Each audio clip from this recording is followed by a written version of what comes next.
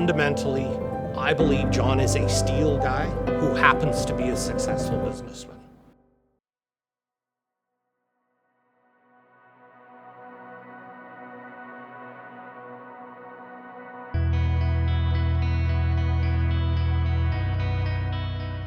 Well, that goes back to 1972. I was working at a steel fabrication firm, and they'd send me out with my car, throw some bottles in the trunk, rent a welder, pick up some tools here or there. So I said to them, look, why don't we buy a truck? The manager thought it was a pretty good idea, and he said, well, look, John, why don't you come up with a budget? And so I did. I gave him the budget, all of $1,750.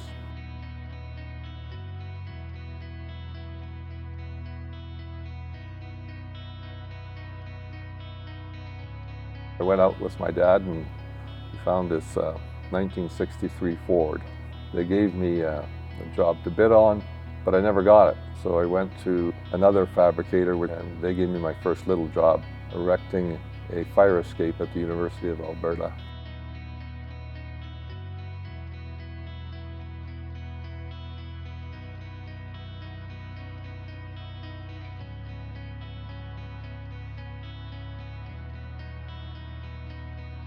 I had a meeting with a family friend who was a lawyer. He said, well, John, we're just starting a bit of a steel business. We got a partner and I'll take care of the books. And he says, for $2,000, you can have a third of the business.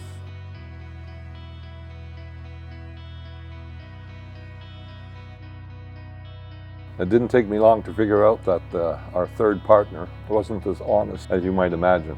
Found out that he was scooping the accounts receivable. So I phoned the lawyer a day later. He said, you're right, John. I think we got to shut this business down. There's no sense having a partner that you can't trust.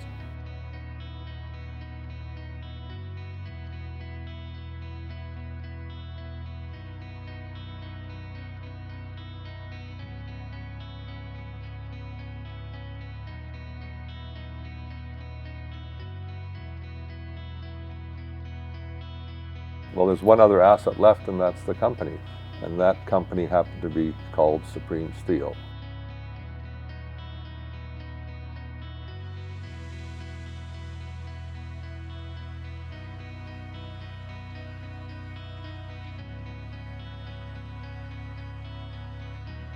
Two and a half years in the steel business. I'd been to university for all of 4 months and dropped out.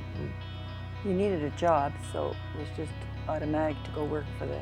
Yeah, earlier maybe I had dreams of becoming a lawyer or something like that. And I'd rather work.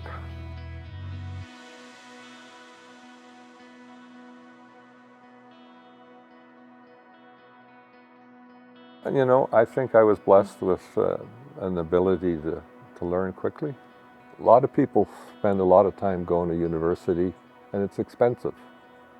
So you either learn by paying your tuition or you sometimes learn by making mistakes and paying. Education's expensive, doesn't matter how you get it.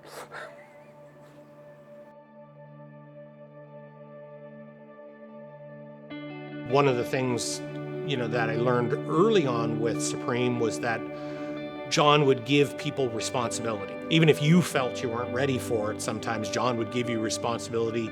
And I've had John tell me, well, we needed that person to make that decision, even if it was wrong, just for him to make the decision and learn from it. That changes your perspective when you're working for somebody, that they're willing to allow you to make decisions, even if they're wrong, as part of the growth within the role.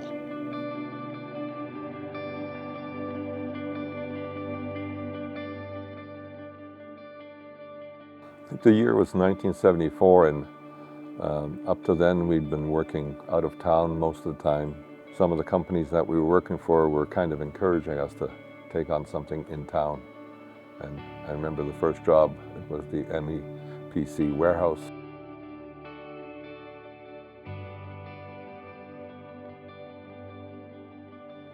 It went, like I said, from 3 or 4 people we had, then we had 3 or 4 jobs. We were approached to go to Yellowknife, erect a school. I wasn't interested because I had enough work in town.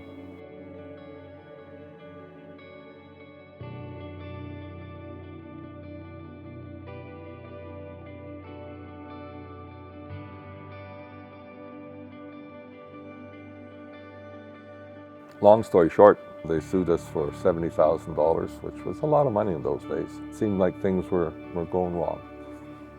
So one night, I'm laying in bed and praying and saying, Lord, it seems like everything's going wrong. I had that stomach churning sensation. You don't want me in this business. Yeah, and I said, God, it seems like you don't want me in this business. I heard him say, John, don't worry about it. And I fell asleep that night, and I never really worried about it in that same fashion. And, well, both of us were brought up in, I think, a strong Christian family. My mother was a real prayer warrior, and I think she always encouraged me not to worry, because, God's in control. Don't worry about it. We had a very good friend that lived down the road, and they had a son that was autistic, and I got to love this boy and then got involved with this organization called Rehoboth.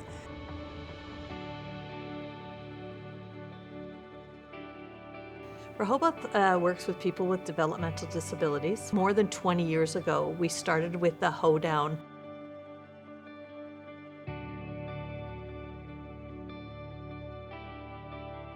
It was done on their driveway when it first started. It was fantastic. I mean, they grew our supporting community because of that. God's placed a lot of people in our lives, and we just enjoy helping people if we can. It's amazing sometimes when I think of what they've given us. Without them, we couldn't do the things we have. But they don't want the recognition or their adoration for it. They just want to do it.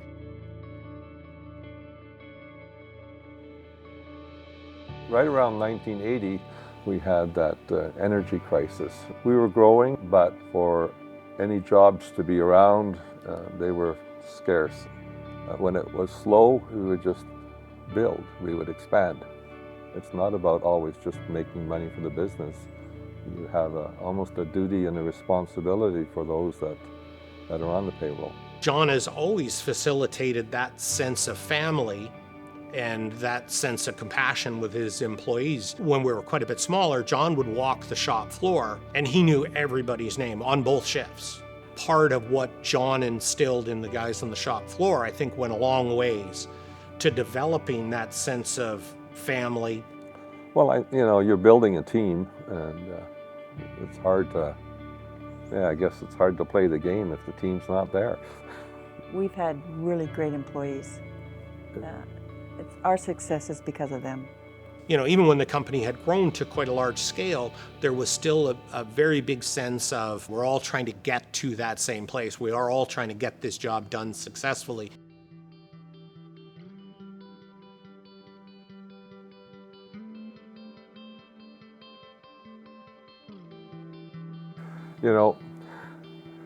There's always a first, and at that time it's the greatest project.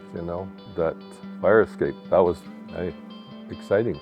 But if I were to pick one job, I would say it was the Diavik diamond mine, and I sometimes call it the best of times and the worst of times.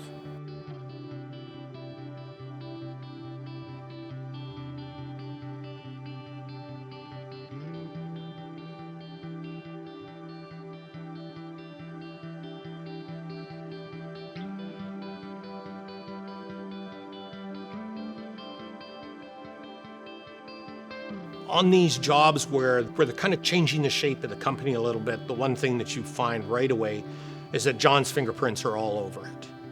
Along with that also is a little bit of John's willingness to step out of what would be his own comfort zone in doing a job that we've done multiple times successfully, to take on one that we haven't done. And not everyone's willing to do that, because when you make that big of a dramatic shift, there's a lot of risk.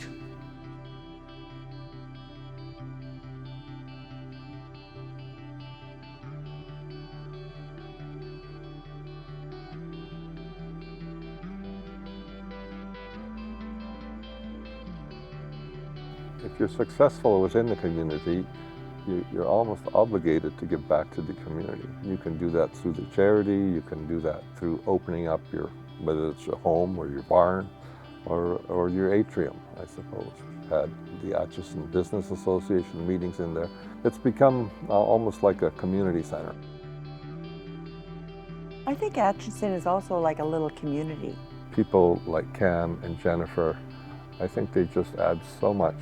I don't think you can get better people involved in the association.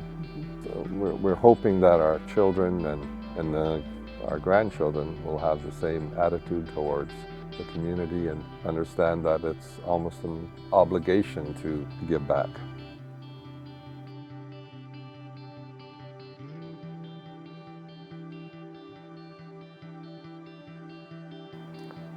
I guess we're much more than just Supreme.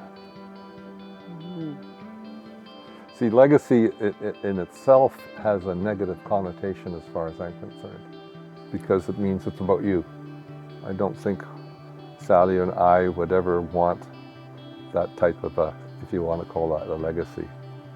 One of the consultants that we hired some time ago questioned us and said, "John, what's the most important thing? You know, you've got all these businesses. What's the most important business you've got?"